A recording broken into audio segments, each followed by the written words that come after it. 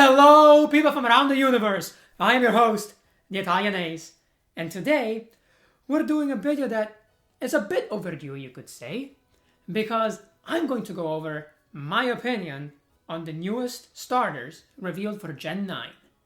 And as it's been almost a month since they've been revealed, actually basically a month at the time of me recording this, yeah, you could say that I'm a bit late, but I mean, better late than never. Anyway, I hope you're excited. I have some pretty strong opinions on all of them, actually. So if you want to find out what they are, and also, of course, the absolute correct choice as the number one starter of this generation, then I guess you have to stay tuned. But before we get into any of that, cue my intro.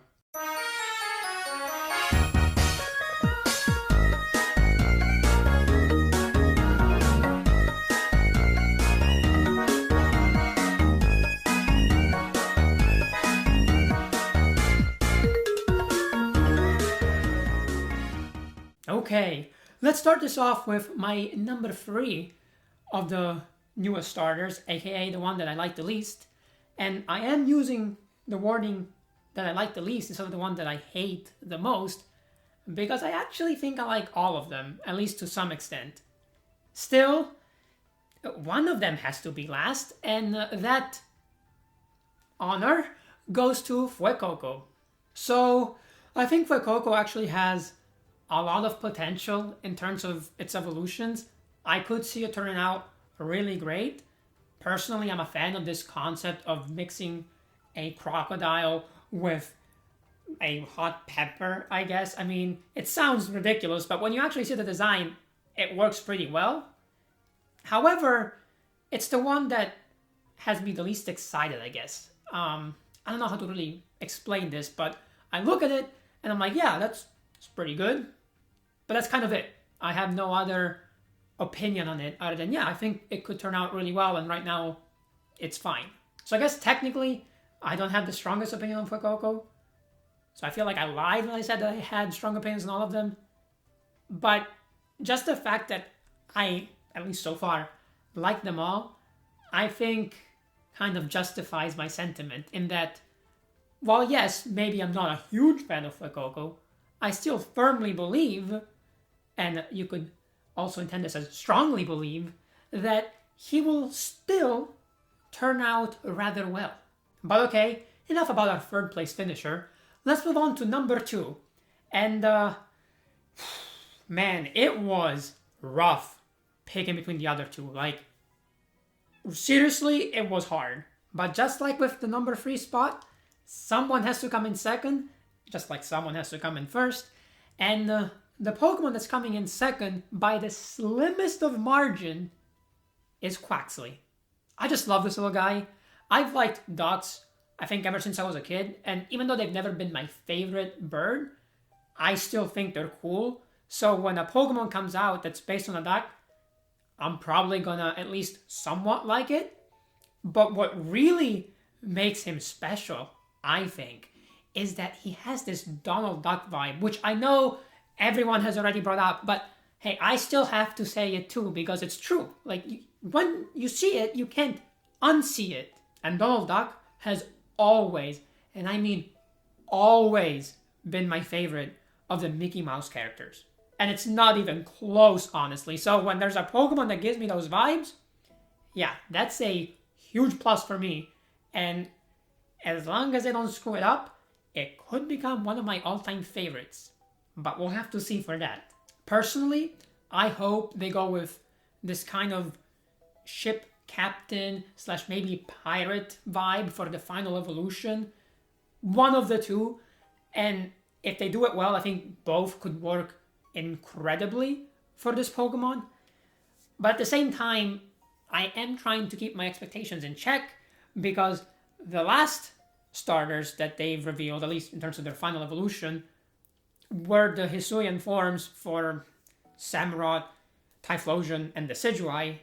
And outside of Samurott, I didn't really like any of them. So even though I thought that they all had potential, I was kind of wrong in terms of how much I would end up liking them. which is why I'm trying to keep all of my expectations in check for this one so I don't get completely burned when the final evolutions are revealed. Still, Quaxly right now easily deserves a number 2 spot on this list, and again was actually competing for number 1, and in a lot of other generations it probably would have gone in the number 1 spot. Unfortunately, it was going up against Sprigatito, and I adore Sprigatito. Seriously, it is so incredibly cute. I mean, I don't know if I like it more than Litten, because I love Litten, and I mean all of its evolutionary line, but especially Litten. Still, I also just love Sprigatito. So those two will be a very interesting battle as well.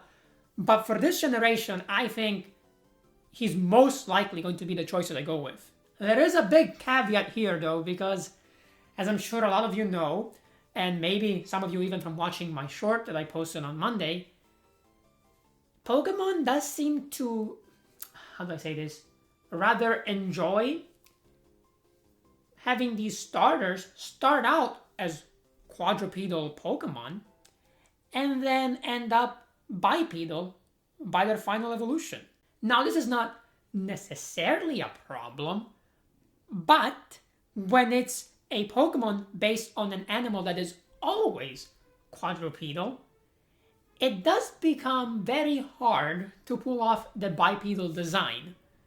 In fact, I'd say the only one that's really pulled it off is Incineroar, because the other Pokemon that started off as quadrupedal to then end up bipedal have disappointed me in the vast majority of cases. And in some cases, sorry, I was actually coughing, Emboar, in case you didn't catch that, I outright despise them when they get to their final evolution. Now, of course, I never liked Tepig quite as much as I do Sprigatito. In fact, it's not even close. But still, I thought Tepig was cute, you know? And as a kid, and someone who was convinced that I was, the fire-type starter guy, I still went with Tepig for my first playthrough of Black and White, and I was so upset when it evolved into Pignite first, and then even more when it evolved into Emboar. So I am desperate. Really, Pokemon, I am desperate for you to keep Sprigatito on 4 legs. Because I know that this is another cat Pokemon like Incineroar, and I do like Incineroar's design, but really that's only because I think the personality that Incineroar has in-game saves it, because it's so full of character, and I don't think they're going to have another wrestling-type Pokemon for the starter, and I just don't know how it would work with any other concept as a bipedal cat, so please keep in quadrupedal. I am begging you. Please. Like, come on, Game Freak, I've already had a rough enough week with Juventus getting front of the Champions League, and then Italy.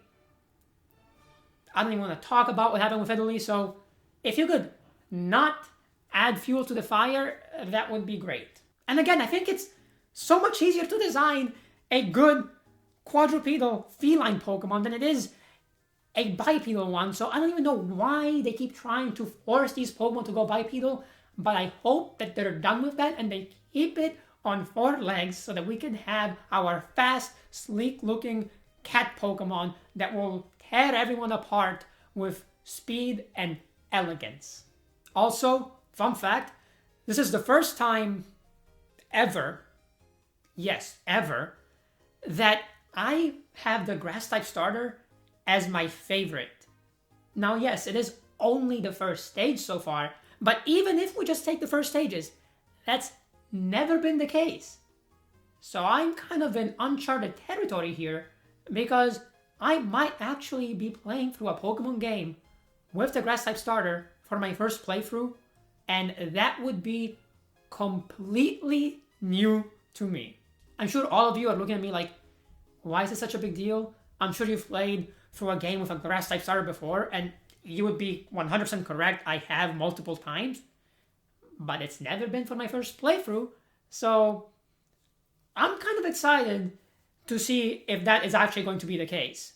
Anyway, I think I've gone on long enough about these starters, but I didn't want to make this video, especially since for the first time, since Gen 4, I love, or at the very least really like, all of the first stage starter designs. So that's pretty good. I should specify that in Gen 7, I actually ended up really liking Popplio a year after it was first revealed, when I actually started playing through my second Sun and Moon playthrough with Popplio. But when it was first revealed, I was very much on the Popplio is bad train, which was the wrong train to be on, but I was young and naive, so what can you do? But in this case, I like all of them from the beginning, so that has to be a good sign for the game, right? Surely. But that is it for the video. I hope you enjoyed it. I certainly enjoyed talking about all of these fantastic Pokemon, and I can't wait to get more news for Gen 9. I only wish it were in Italy, but we take what we can get. Anyway, I hope you have a fantastic day, or at least a better one than the ones I've been having with these football disappointments. And if you want to see more Pokemon content, then of course I recommend subscribing, and I hope to see you all in the next video. But until then, remember to follow the way of the Ace. See ya!